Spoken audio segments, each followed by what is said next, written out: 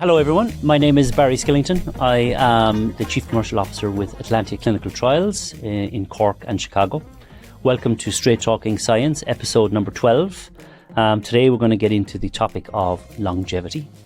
I'm very pleased to be joined by Martin O'Dea, who's the CEO of Applied Longevity Services, Alice, the CEO of the Longevity Summit in Dublin, former business strategy lecturer with the Dublin Business School.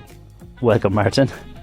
Yeah. And thank you so much for joining us. Thank you very much for having me. So just to introduce the topic, so we're living longer than any generation before us, yet people are still spending, on average, a decade of their lives in poor health before they die. So the gap seems to be growing, not shrinking.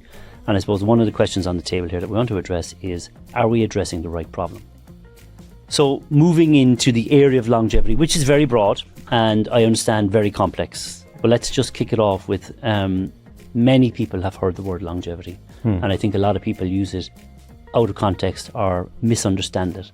Can you clarify in your mind what you feel it is? Well, I definitely can't clarify because there are lots of people trying to do this all the time, and it's very difficult. I think it means different things to different people. It has been co-opted by the wellness industry, and that's fine because it does apply to all of these things. But the original use of the term and the area that I became most interested in 20 years ago is to focus on the biology of aging research. And I think you talked about the length of time of illness prior to death.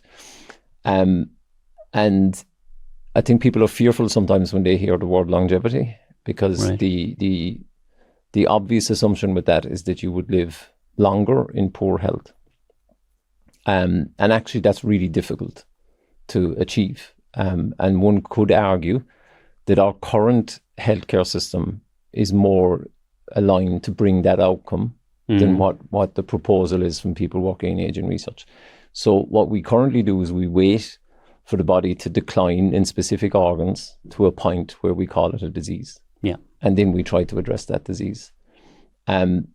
And I've often tried to use the analogy of, where I'm from originally, which is Cork also, by the way, there's a couple of towns that would flood back in the 80s, and they would flood pretty severely and fairly predictably. Yeah. And what you do is you put down your sandbags and you do a bunch of other things. You bring out the rowing boats and stuff to get people around.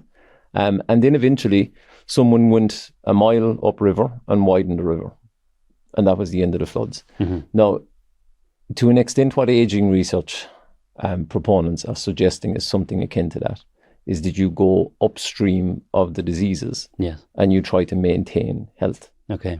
And that will have benefits for your current health as well as your future health. Yeah. So it is connected to, wellness and fitness and nutrition, and all of those things play a part to it. But the more fundamental medical interventions are about, I think a nice way of summarizing it is prevention, but prevention for chronic disease. Okay. Some of those chronic diseases, we're talking about metabolic syndrome and kind of these low-grade chronic inflammation diseases that people don't necessarily, they creep up on you. Yeah. Yeah. You can include, cardiovascular, neurodegenerative, bone health, everything. It all goes back upstream to the same cellular and molecular faults that occur over time and that build up over time, or faults in the repair mechanisms that build up over time. And the levels at which you can slow that down and intervene in that is the business of kind of aging biology. Right.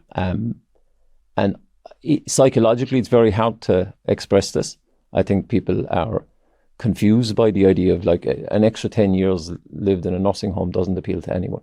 Well, it may appeal to people in the nursing home, but to most people, that isn't what they're seeking. But scientifically speaking, the likelihood is that you live in your 50s for 2 decades is a much more, realistic outcome. Right. Than you...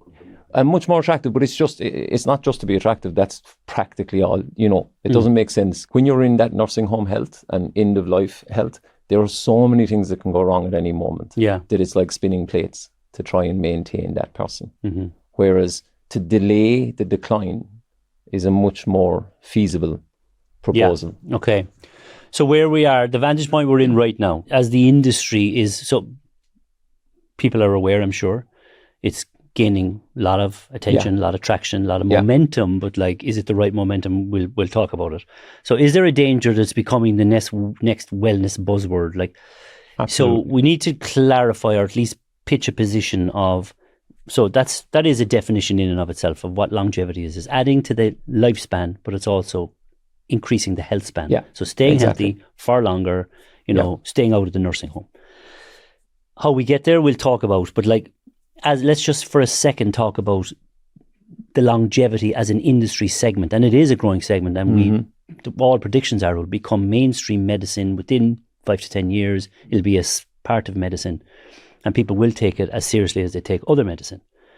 Where is it right now, do you think? I think it's very confused. No, I think people are confused by it, and that's because it's a new concept to get into the mainstream, right? It was a Google trending word or something for a few years there. And 5 to 10 years ago, this would have seemed ridiculous, So this is brand new and people don't know what to do with it just yet. Right. And different people have different interests in it. So if I'm someone that has traditionally done fitness and, wellness kind of escapes or something, then I'm just going to put longevity into my title. Yeah. Because everyone else is doing it and because that seems to be. Is that counter to longevity? No, it's not. I mean, lots of things will improve your health, and your health and wellness maintained over time is absolutely, obviously part of longevity. So is, getting the appropriate vaccinations. There's lots of things that are important for that. Yeah. And so is preventive health. I think what the aging research that I think is massively underfunded and underutilized is the stuff that is looking at, prevention, but in a more fundamental way. So prevention of those chronic diseases being taken up a couple of gears, which there are plenty of animal model data that shows that this is, a feasible thing that can be at least aspired to now to have some fundamental impact. Yeah. And the savings, both in terms of suffering and in terms of economically, are astronomical, but it's difficult to get the message across. Okay, and that's actually one of my next points was like, longevity affects us all. As they say, no one's getting out of here alive. So why are governments not taking this more seriously? Like, there's the huge economic impact, the social impact, like, why are they not taking it more seriously? Why is it not on the governmental agenda? So traditionally, aging was about aging well and about looking after people. And that's the focus. Yeah. And of course, that's something you can't turn away from. Just like if you want to, study an area of health, you don't say, well, I'm going to stop looking at cancer now. These shouldn't be either or things. Yeah, okay. But I think in a lot of people in decision-making positions in Ireland, in their minds, aging and aging research is about fall prevention. And it's hard for them to take a step beyond that, I think, because it isn't quite societally accepted yet, I think, that you can take a step beyond that, or you can be more preventive or more impactful. The thing, when you say governments, though, not all governments are like this. Yeah, yeah. And, I have some connections and dealings with the Middle East and the Far East. And the Middle East in particular is a long way down that track. They see aging research and prevention, that's their version of longevity, sorry. Yeah. And they are at least talking about running, population-wide interventions and analysis. And even if all you were to do was to bring everyone, let's say everyone in Ireland was bought into a GP every year, once a year, or less when they're younger, and were given a full panel of bloods, but not just, you don't have a disease, Yeah, yeah. Here's the optimal, right? And here's how far you are, right? And we would like to move you towards the optimal, yeah, right? The savings would be astronomical down the line, yes, because you're stopping people coming back with problems, or you're delaying that for a number of years. You're giving people more productive time, you don't have to be working to be productive, by the way. Like, you look after your grandkids, that's generally inputting into the economy. Yeah. So for the politicians, they really should invest in prevention in a big way and move it more towards what is the optimal way. Yeah.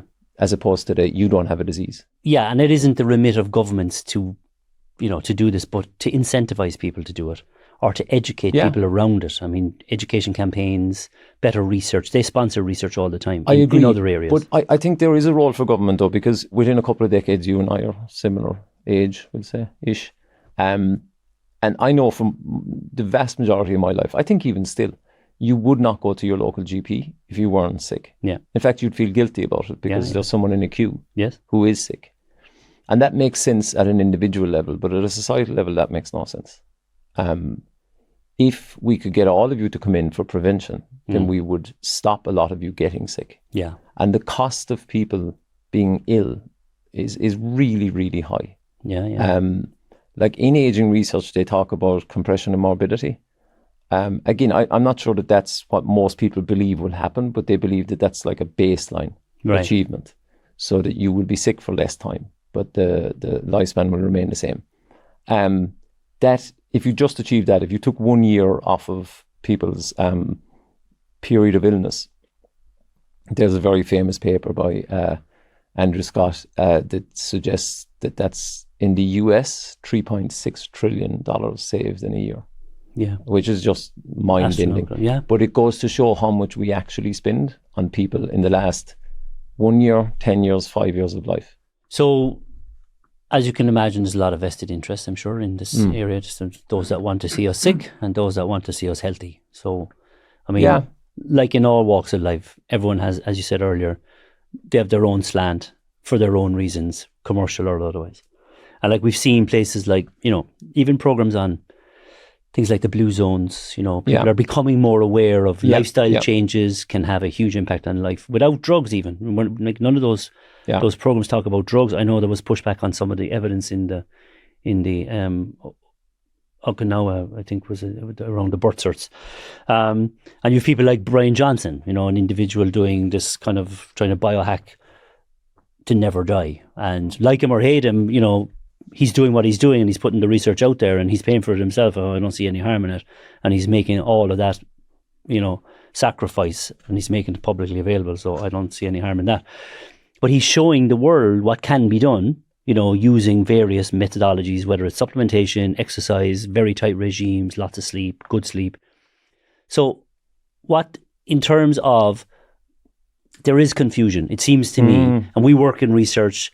And so our job is to sift through research and clarify it and report on the outcome for commercial companies.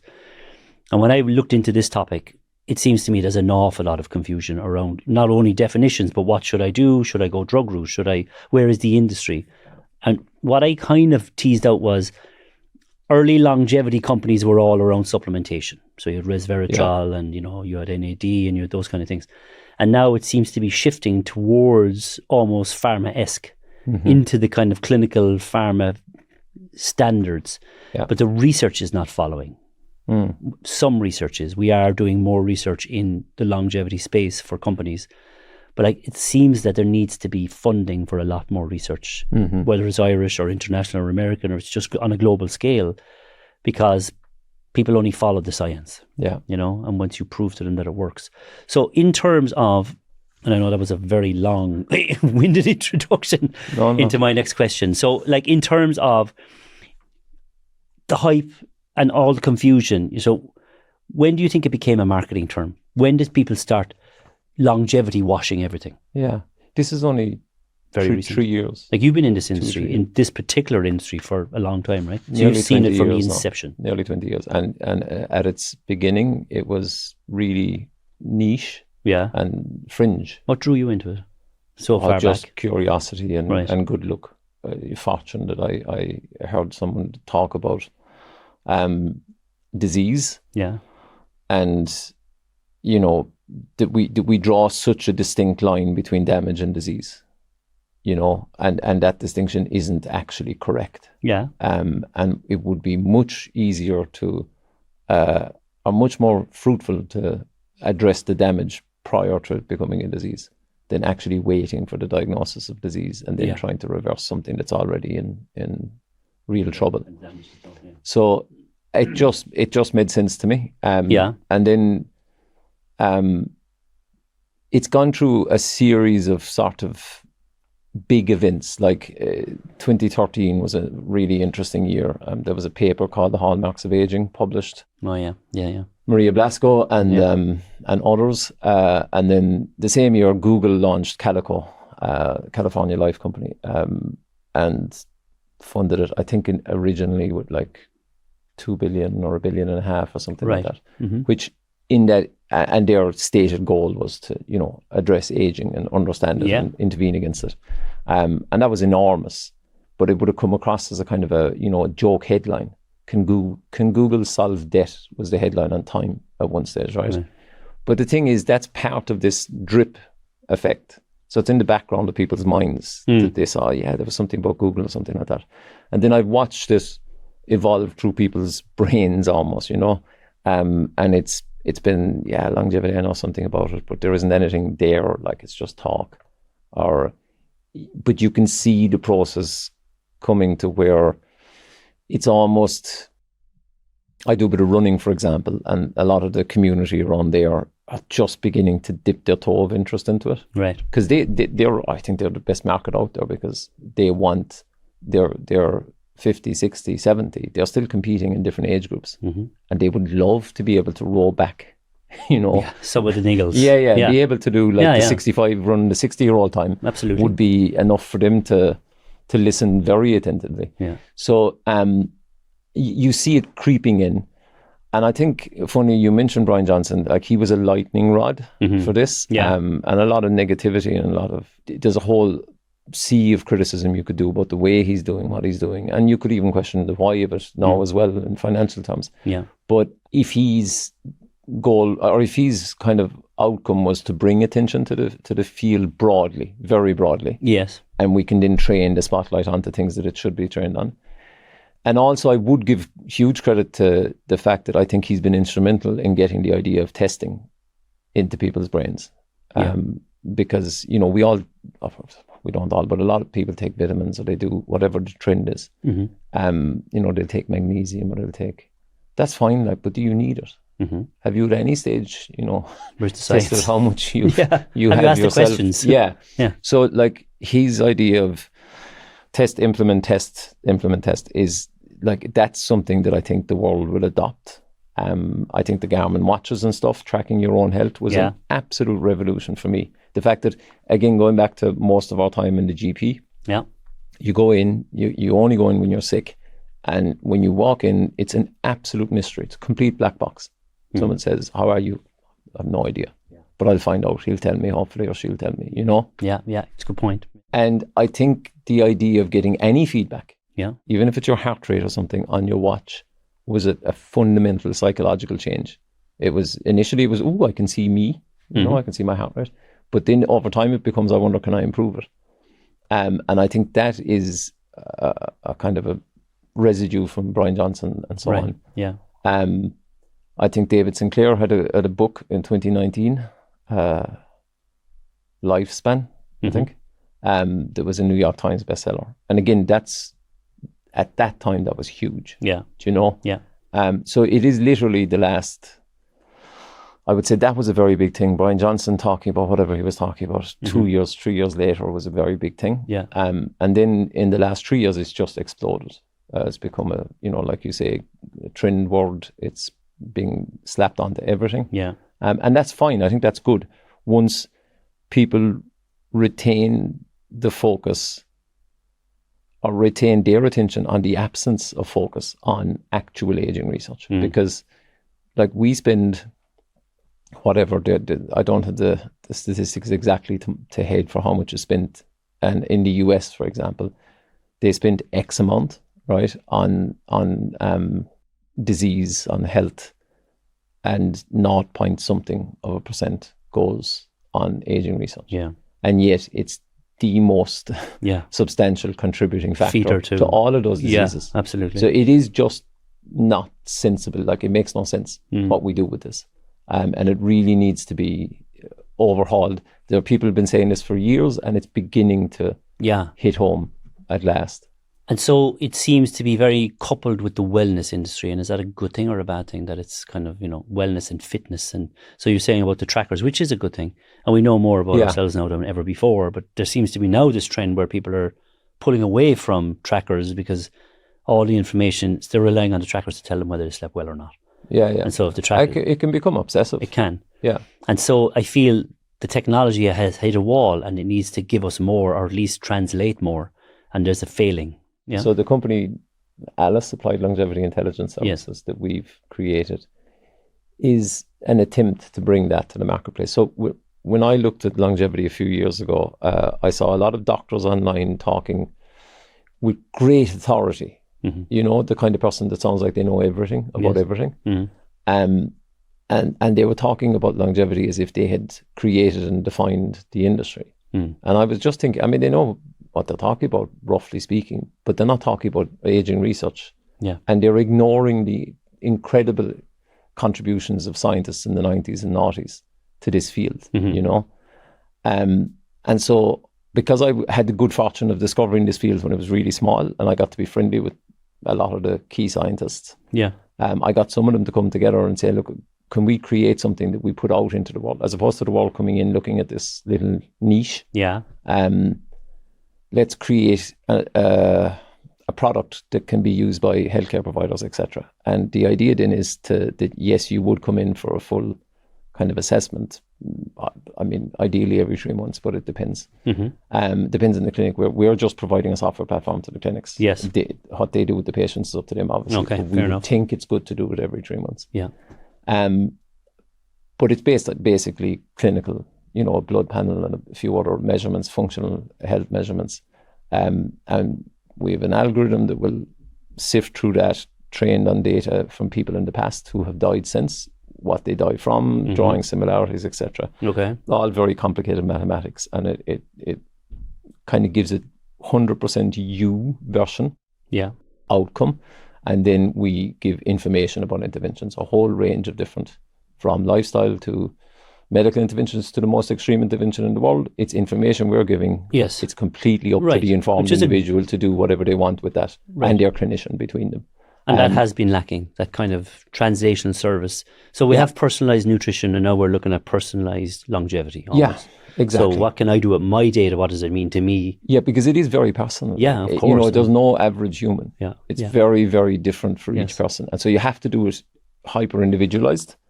Because otherwise you're going to make a really silly mistake. Yeah. And you're going to do an awful lot of things right and one thing wrong, and you'll be exacerbating a problem. Yes. Like there are some people that shouldn't exercise very, very heavily. Yeah. There aren't many, but there are some, and everything like that applies to once you get into the individual sort of analysis. So is that what the industry is almost missing? And in my mind, it feels like that is the answer, that taking individual slices of clinical data is of little help to anyone, but then taking it all together and applying a fix to your particular body, to increase your lifespan seems to me like the obvious way to go. Yeah, and it's a journey then, you see, because it needs to correct. Like these things don't... it isn't a single event. Yeah, these things we're not all knowing in this. Like there's a gentleman I work with in this, Bryan Kennedy, who is one of the best, he was one of the founders of the field back in the 90s.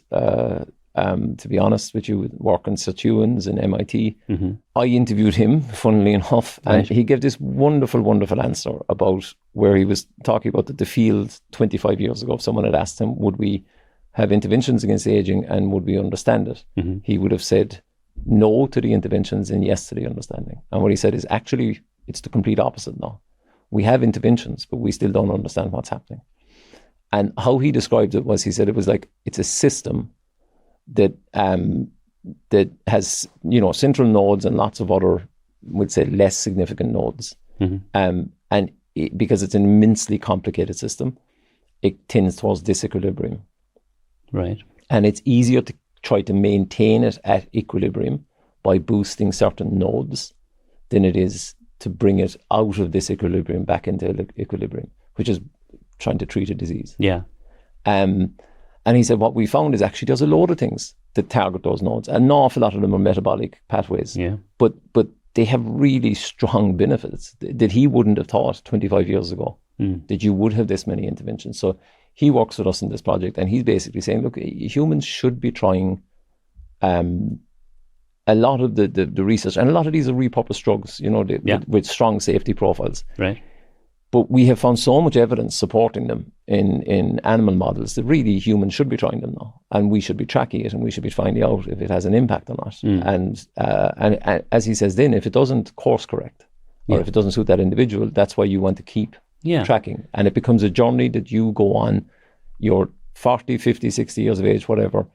You start to optimize your current and future health. So that's kind of what we're trying to do. And I mean, that's just one company. I'm sure other people will try to do a similar thing. But that's where I think the future is. And the future of psychology of this is, I don't think people want to be sick next Monday. And I think that persists. Do you know? Yeah. I don't think there's a time when you want your body to decline. I think we've a built-in acceptance of that. Yeah. Understandably, but at the same time, I think, we're fighting. We don't really like. Well, now more than ever, I think people are pushing against the tide. They don't want to age. They don't want, and they don't want the to be aesthetic sick. industry has driven a lot of this as well. So be beautiful for longer, but then behind the beauty, there's no point in having decrepit bodies. So Correct, and it's funny when we talk about how many different sectors aging research impacts. Yeah. Like the skin is part of the body. Yeah. Yes. So and it's an enormous industry. Sweet Jesus, it's enormous. Huge. And as we've always said, like how big would it be if you could actually do something? Yeah. Because there's very little effect from a lot of the things that are there. Yeah. So if you were actually addressing the fundamental decline in some way, the industry is even bigger. And like, again, leaning into the whole confusion, the size of it is one part of that. Yeah. So I want to get to a couple of points. So how does a product go from a concept online and show up on a shelf as a longevity product? Like, what's the pathway? Is it just all marketing? Well, because there seems to be little science. Agreed. So, but that's if it's a longevity product that's just labeled longevity, right? If there's, proper interventions, I think, as some of those are small molecules that are repurposed drugs, and that's just awareness. Yeah. Like, there's a drug out there that people use for A, B, and C, and it has shown a lot of effects on the following plethora of things. Yeah. Does your doctor know that? Probably not, right? If you can find a doctor who does know that and who's willing to work with you, then go for it, I think. With all the information, and I don't mean go for it as in blindly go for it, but I just mean have a conversation with a doctor. When it comes into medical interventions, as you know, that's 10 to 15 years of a process between a target and a drug. What's fascinating with that, though, is that one of the things that have been evolving over that period of time as well is, maybe 10 years ago, the first pharmaceutical person turned up at an aging conference very quietly, just kind of looking around.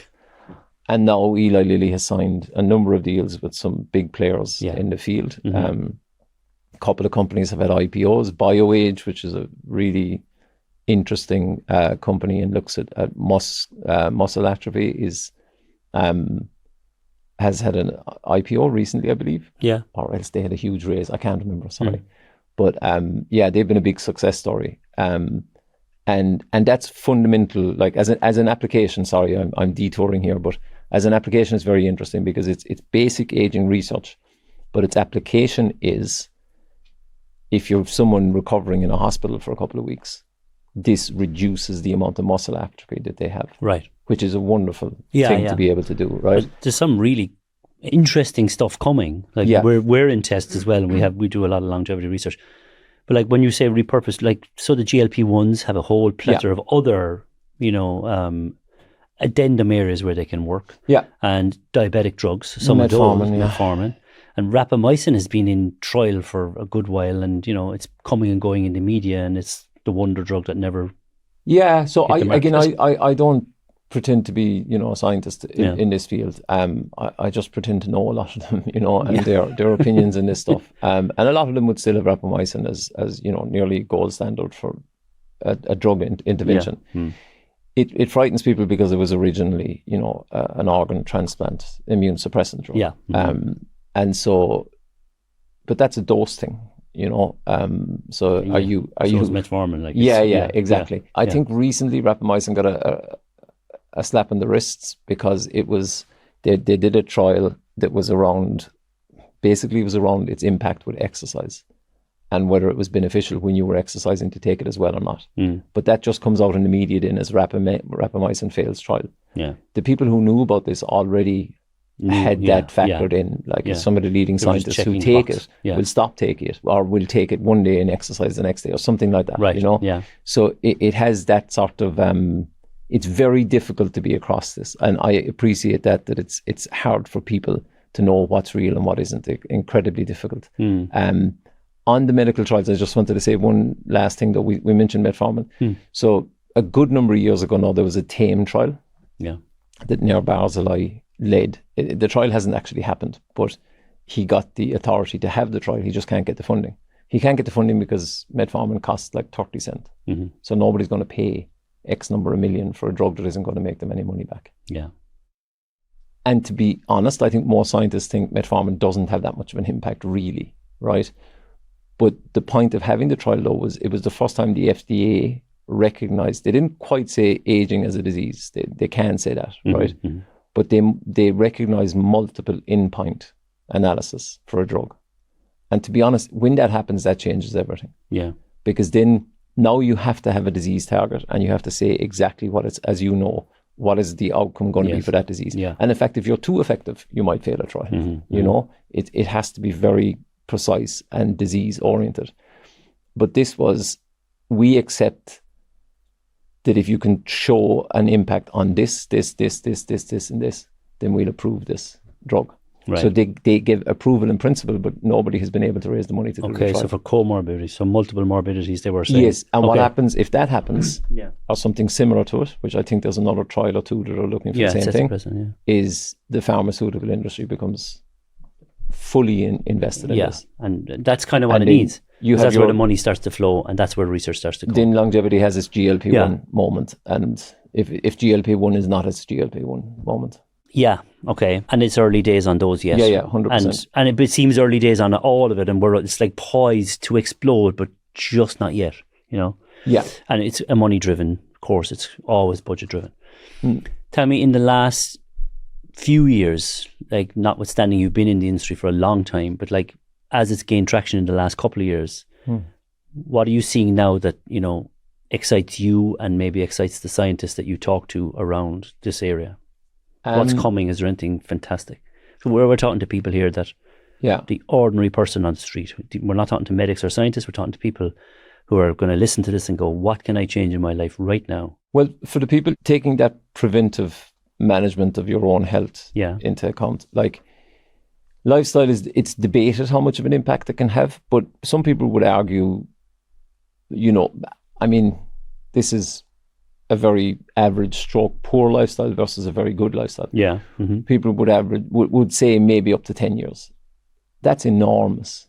There isn't any drug that compares with that. Yeah. It's an enormous impact. Yes. And for people to what would you say if someone was to walk in and give you a terminal diagnosis and they say, I'm just kidding, but I'll be back in 10 years, it's maybe not great, but it's a damn sight better than having it right now. Yeah. So a 10-year impact is enormous. So for people to live healthy, I think there's an awful lot of that happening for an awful lot of people. But there are others that it would be nice to get that out to. And I think working with a doctor on that and getting prevention tailored to you. And also and again, this is just from listening to other people, it's clearly not my medical expertise, but moving from disease to optimal in giving people results. And I know the healthcare system is designed to deal with the diseases. I get that, obviously. But you get back your assessment, your blood panel, and they will only talk to you if it's above a point that people that we call longevity medics, and there are, people around the world, there's quite a few now that will qualify themselves like that. It's a variation of a concierge doctor, but it's focused on this journey thing. The good ones of that would be shocked at what is left as okay. You know, so someone says your sugar is a little bit high, they would look at that and go, sweet Jesus, you know, we need to work on you right now because that's way off where it should be. Right. And you're 55, you have this level of that. Yeah. Your lifespan is shortened by 10 years. If I was to come in and really overhaul you now, we could extend that. Now, for people to find a doctor that will work with them a little bit like that, I think would be great. And I think as well the government has to play a role in that. Yeah. You have to input prevention. I spoke to someone a couple of years ago who told me that there was a law passed in the Dáil that allowed for, or some, I don't know if it was necessarily a law, but something was handed down from on high. The doctors could prescribe physical exercise for a whole range of conditions. And after 5 years, no doctor had prescribed it, ever. You know, now maybe they don't respect exercise, but there's so many things where, a trained, therapist can walk you through and it doesn't have to be recovering from a heart attack. There's lots and lots of things that would benefit. Yeah. Physiologists, we do it all the time. But there's no mind for prevention. There's no mind for optimizing health. So is it an attitude problem, or is it a science problem? Is it a money problem? So right now people are, again, because we're at the inception, paying out of pocket and willing to pay out of people willing to pay out of pocket. But I suppose that's not fair on everybody else. Those that can't afford to pay, those that can't follow the Bryan Johnson protocol because they don't have $2 million a year to spend on themselves. So, and I know he's... By the way, 1.95 of that at least is wasted. Okay, and so... it's over the top. Because it's research and fair enough. For the normal person living in normal life, we need to make longevity accessible. And is there anything that's come into your sphere in the last few years that this could be it? This could be something that could get it to the masses. I can talk about something that's really exciting everybody in a moment, but I think just on the we need to be aware of the psychology and how fast that has shifted. And when we look back over time, it's fascinating. I saw a documentary in, I think it was 1972, climbing Mount Everest. And there were 4 guys, and they climbed Mount Everest. And the whole point of the climb was to say, look, we're not dead yet. Right. We are not irrelevant, and we shouldn't be treated as such. Yeah. They were 40. Okay. Nowadays, they're young. The average person, I would imagine, would be 40 climbing Mount Everest. So, and the whole setting of that, if you watch it, was like, don't put us out the farm just yet. And I think you still have a lot of people who hit 50 or 55 or 60 or 65 and they retire and they settle into it. They kind of, Jesus, I'm done now. I can let myself go. I can.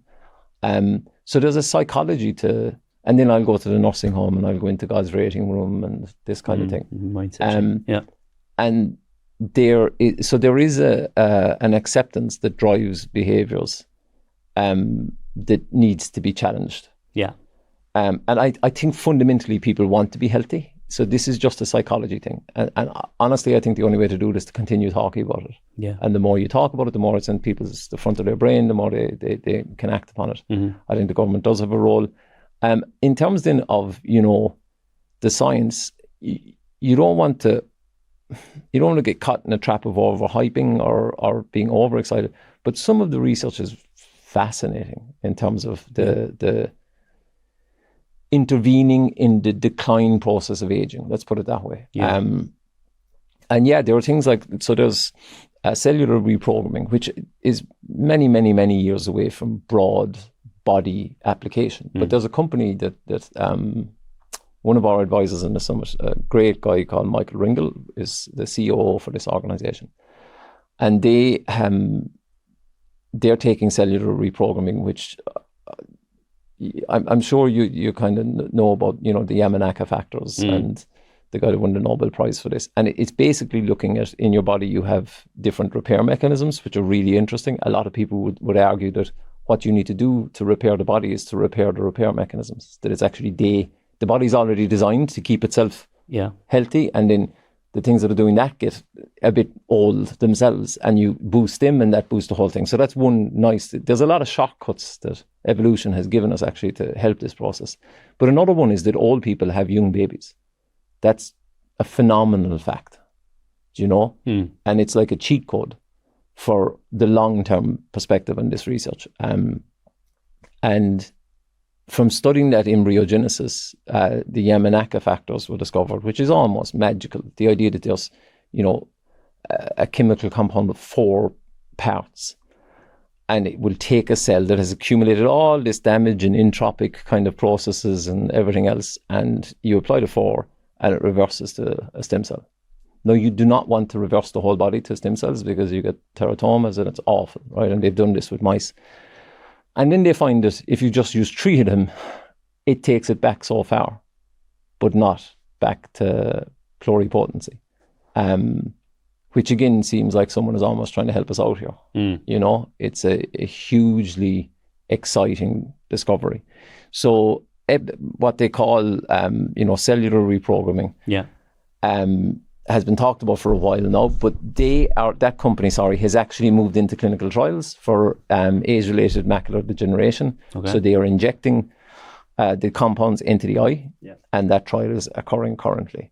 Now that has an awful lot of very, very wealthy and interested people very, very excited, because while it is obviously a long way away from delivering it into, you know, whole body or something, but its capacity to target specific diseases is astounding, and that comes from, you know, fundamental science, but also application to biology of aging.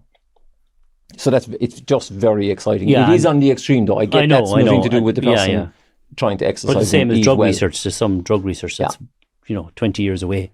Yeah. But the point is that there's work being done, and that's the main thing. You know, if there's nothing being done, we're going nowhere. We're not going forward. And the funny thing is, if you say to someone, look, we can fight aging, they go, I'm not sure I'm okay with that. But if we say, how about, you know, your grandfather is going blind over here, would you take a treatment to stop that?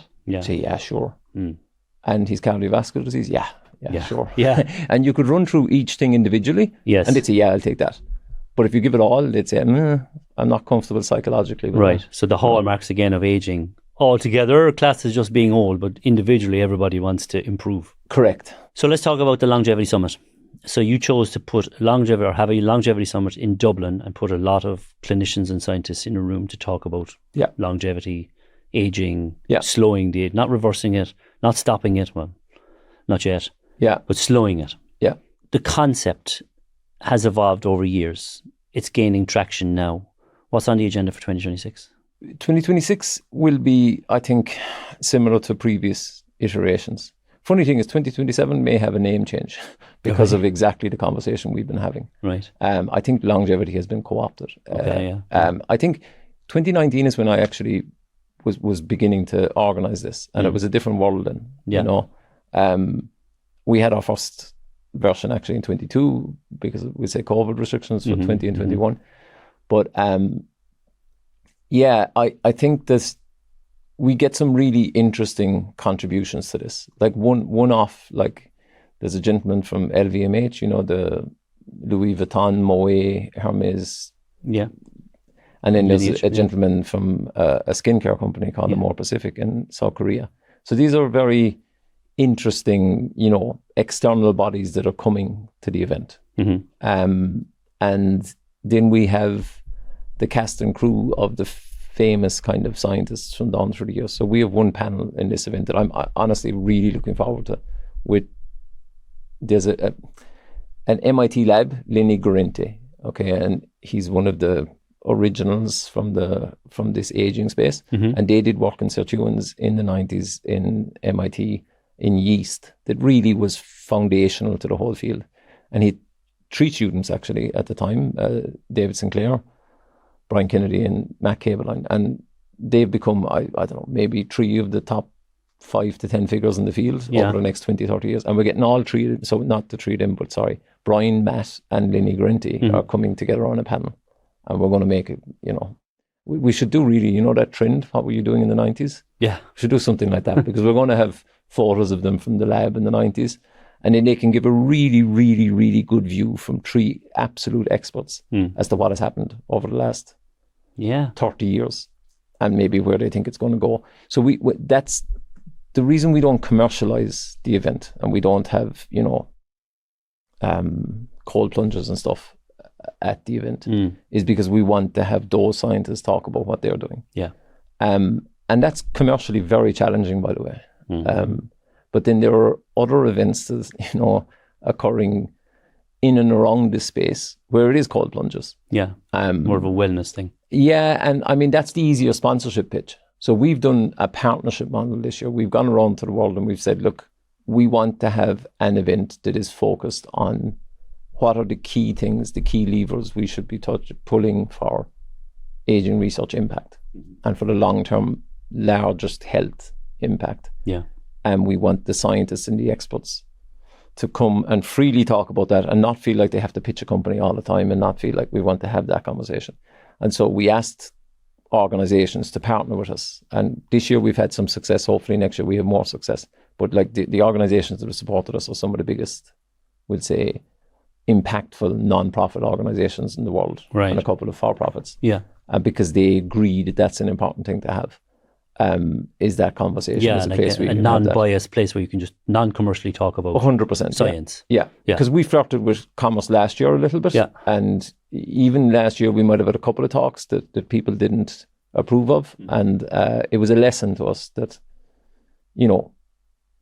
stick to your identity, whatever that is. And yeah, it's not hugely commercially successful, but we would love actually some governmental assistance or something, because like I stand up on stage every year and I say Ireland is a great place to come and I'm beginning to wonder. And the government with you. I'm hearing critics say Ireland is a great place for drug research and clinical trials. We're going to speed up the process. It really is. There's plenty of holes. There's holes, but if you look at its international reputation, finance, absolutely punching above its weight, corporate law, corporate finance, like all those things are, again, compared to 30 years ago where it was the Wild West, now it's really everything is done by the book. If you're an American with a lot of money and you want to put it into Europe, this is where you come, right? And there's loads of researchers. There's loads, like we're fascinated by the individuals that reach out to us from different universities in Ireland. And if someone asks me like what's happening in aging in Ireland, I say, oh, Jesus, I don't know, nothing. I mean, maybe not nothing, but then individuals are doing this fascinating work. Yeah.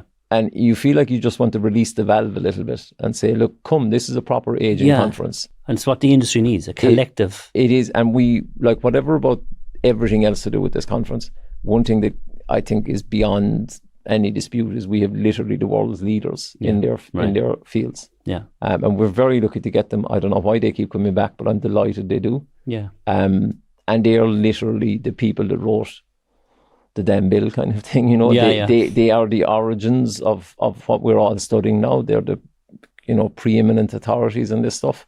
And it's fascinating to hear them talk. They all make their talks digestible. Like I've been, just a couple of times I've been to proper academic conferences and it's mind-bendingly boring. Well, unless you're a medic or a scientist, then But even like the ones I went to be honest with you, there was maybe one head of research and 4 or 5 PhD students in that space in a room of 200 people that actually knew what was being talked about, because it was so specific. This is nothing like that. They are the leading authorities in their fields, but they're aware they're talking to an audience. And so they're trying to make very complicated concepts digestible. Right.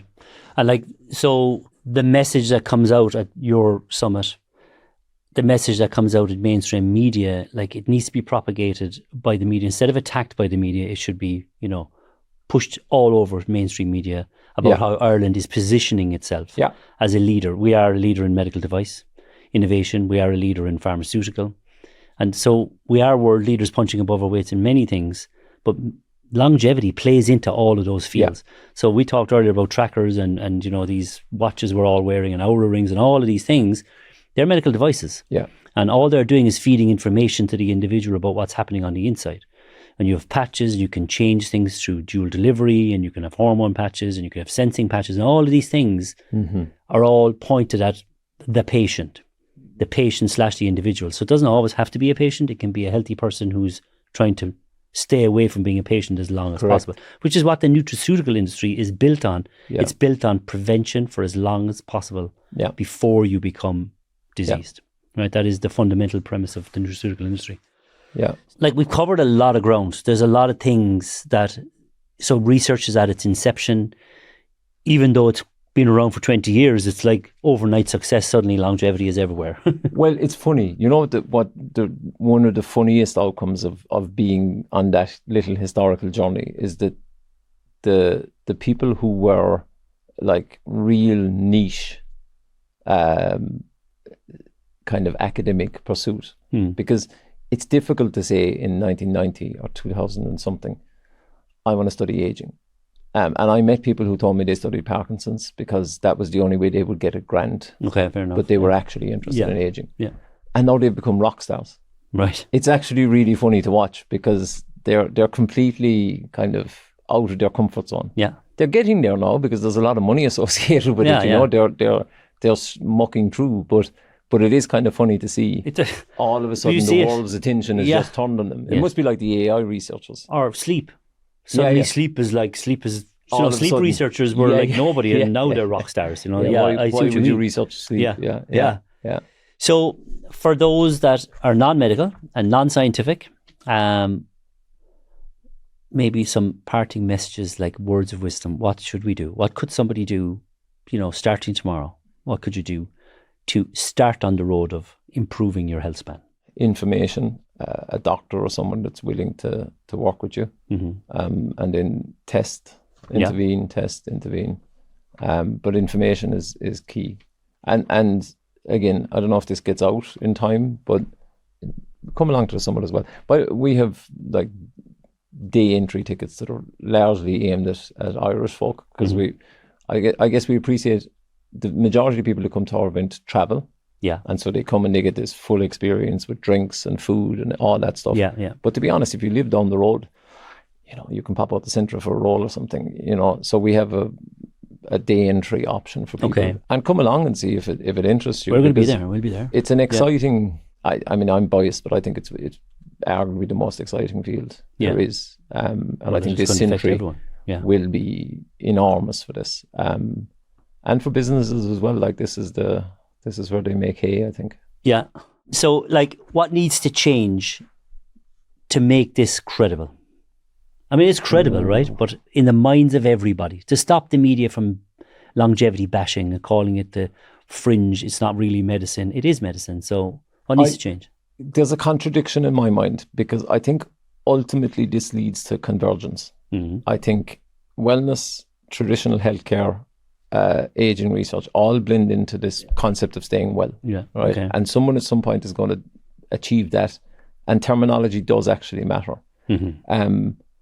But while I think that will happen, I think there's also a need for the aging research to maybe distance itself a little bit from wellness. I think so. Yeah. I mean, not in a negative sense, but just in a clarity sense. Right. So there's an attempt to do this among the leaders in the field. There's an adoption or proposal to adopt the term Geroscience a lot more. I think that's good. I think it's credible. I think it's everything else. The only problem with that is it's a bit alienating to the public.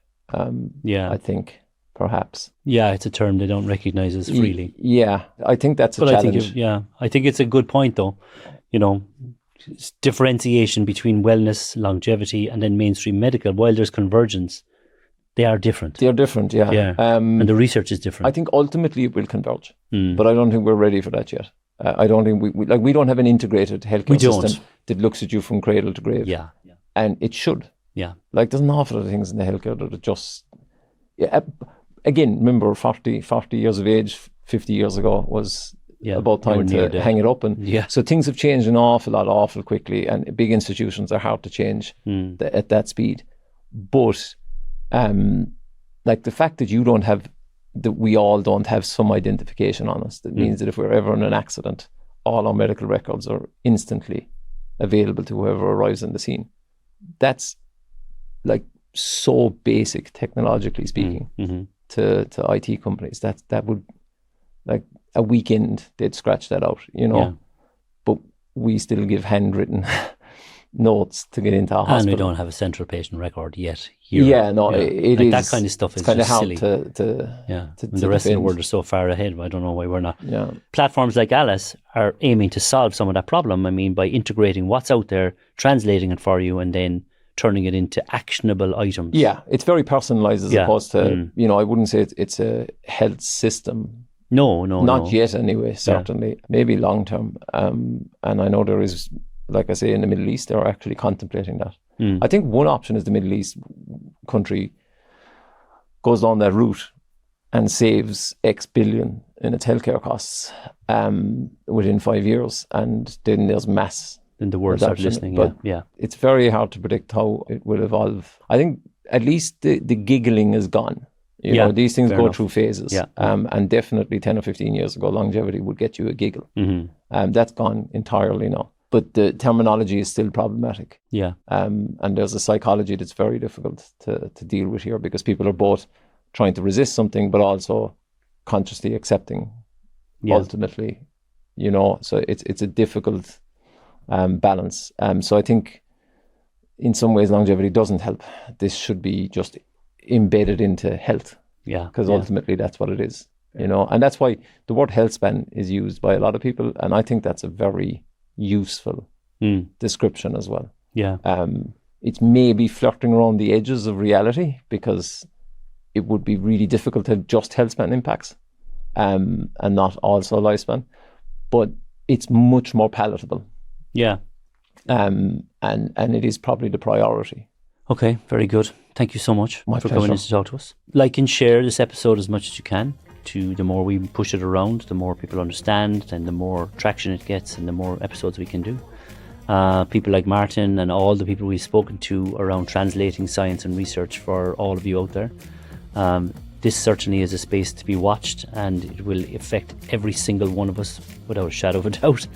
So we should all be behind this type of science. So yeah, thank you so much for listening, and we'll see you next time.